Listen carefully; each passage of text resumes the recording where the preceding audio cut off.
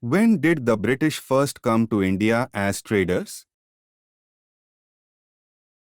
A. 1500, B. 1600, C. 1700, D. 1800. Choose the correct answer.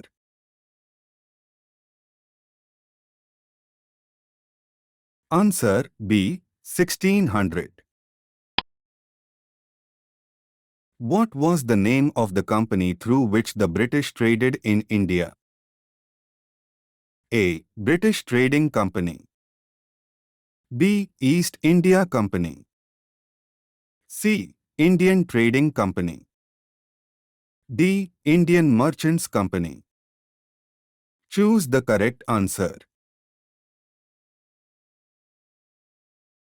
Answer B. East India Company. Who granted the East India Company the exclusive right to trade in India? A. King Charles I, B. Queen Mary, C. Queen Elizabeth I, D. King George III. Choose the correct answer. Answer C. Queen Elizabeth I. In what year did the East India Company obtain the rights over revenue and civil justice in Bengal, Bihar and Odisha? A. 1755, B. 1765, C. 1775, D. 1785. Choose the correct answer. Answer B. 1765. What major event in 1858 led to the British Crown taking direct control of India? A. World War I, B. Sepoy Mutiny, C. The Great Famine, D. The Industrial Revolution. Choose the correct answer. Answer B. Sepoy Mutiny. When did India gain independence from British rule? A. 15th August 1945, B. 15th August 1946, C. 15th August 1947, D. 15th August 1948. Choose the correct answer. Answer C. 15th August 1947. What was formed in 1946 to create a constitution for India? A. Legislative Assembly, B. Constituent Assembly, C. National Council, D. Constitutional Committee. Choose the correct answer. Answer B. Constituent Assembly. When was the Indian Constitution officially adopted? A. 26th January 1947, B. 26th January 1948, C. 26th January 1949, D. 26th January 1950. Choose the correct answer. Answer D. 26th January 1950. What are the two major periods of British rule in India? A. Trading period and territorial period, B. Company rule and Crown rule, C. Trading rule and independence rule, D. colonial rule and post-colonial rule.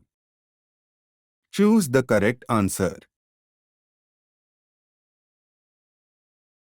Answer B. Company rule and Crown rule. During which period did the East India Company govern India? A. 1757 to 1858. B. 1773 to 1858.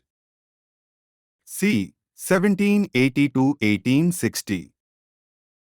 D. 1800 to 1850. Choose the correct answer. Answer B. 1773 to 1858. What aspects of India's constitution were influenced by British rule? A. Language and culture.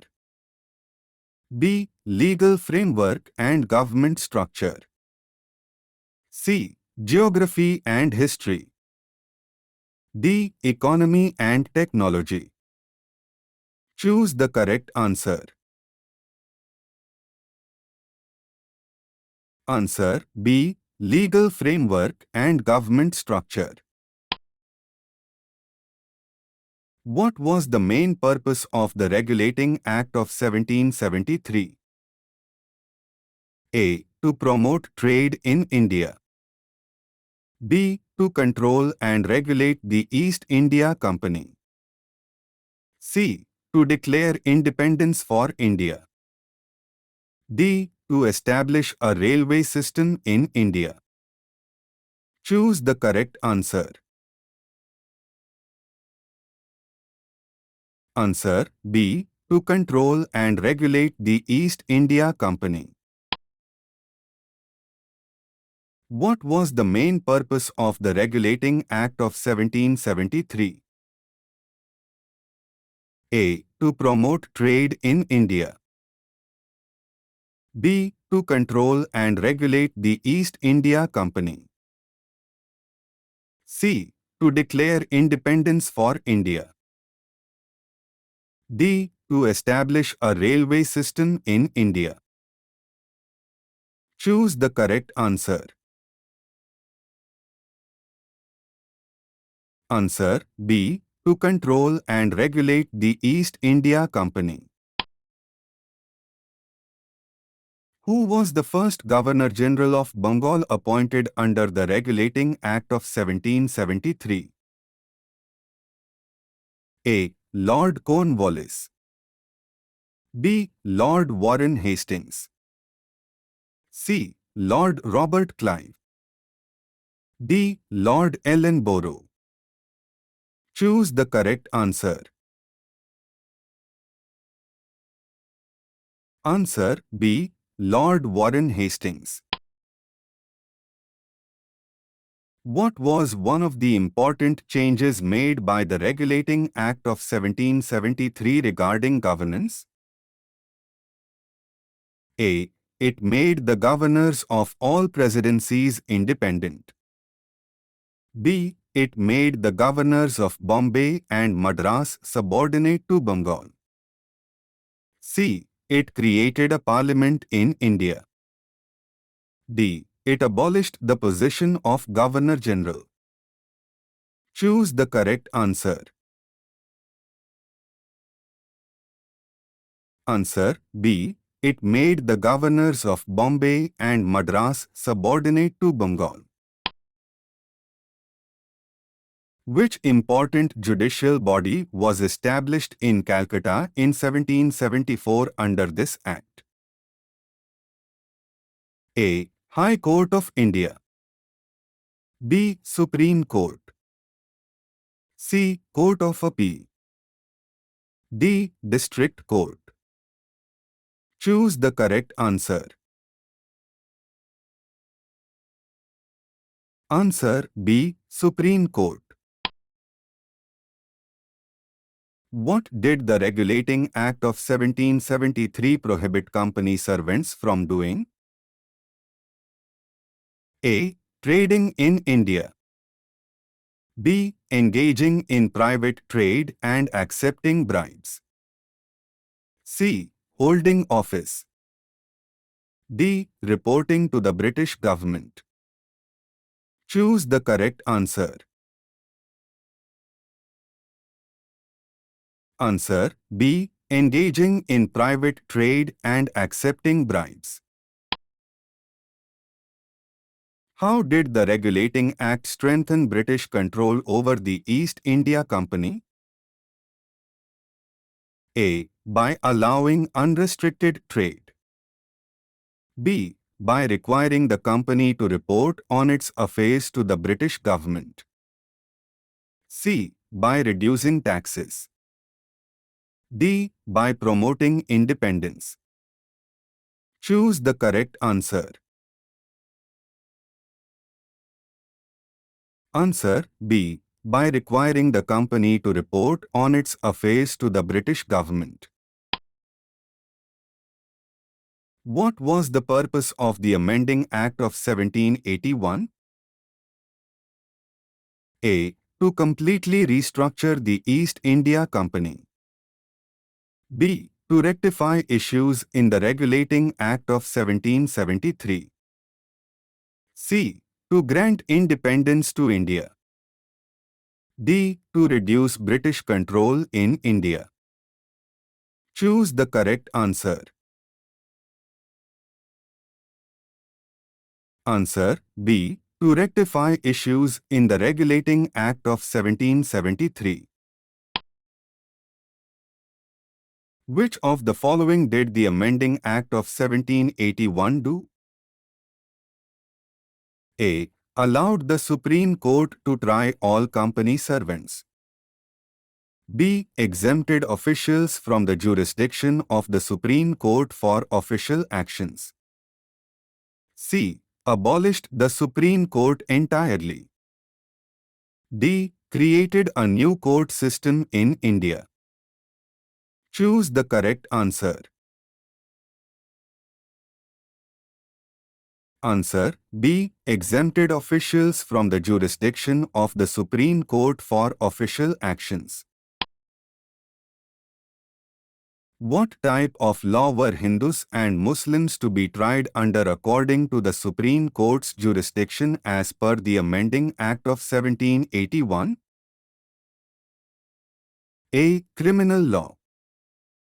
B. Civil law. C. Personal law, Hindu law for Hindus and Mohammedan law for Muslims. D. Global law. Choose the correct answer. Answer C. Personal law, Hindu law for Hindus and Mohammedan law for Muslims. Who could appeals from provincial courts be taken to, according to the Amending Act of 1781? A. The Supreme Court.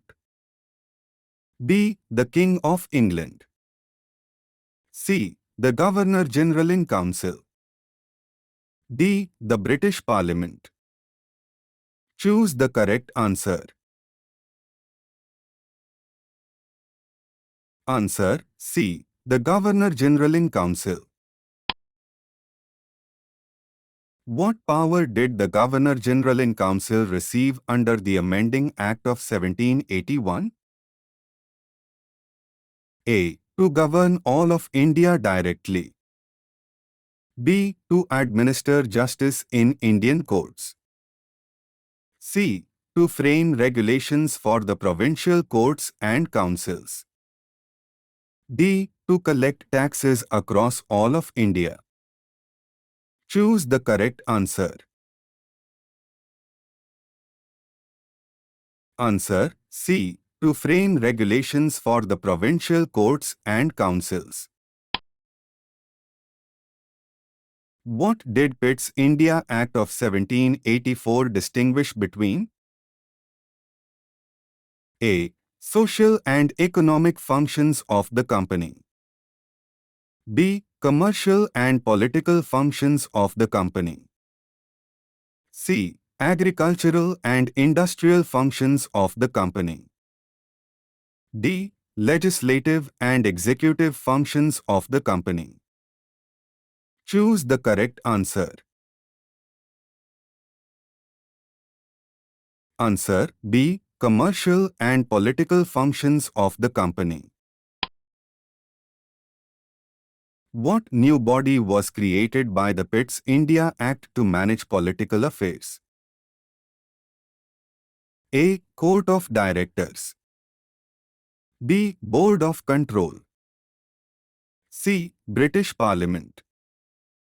D. East India Company.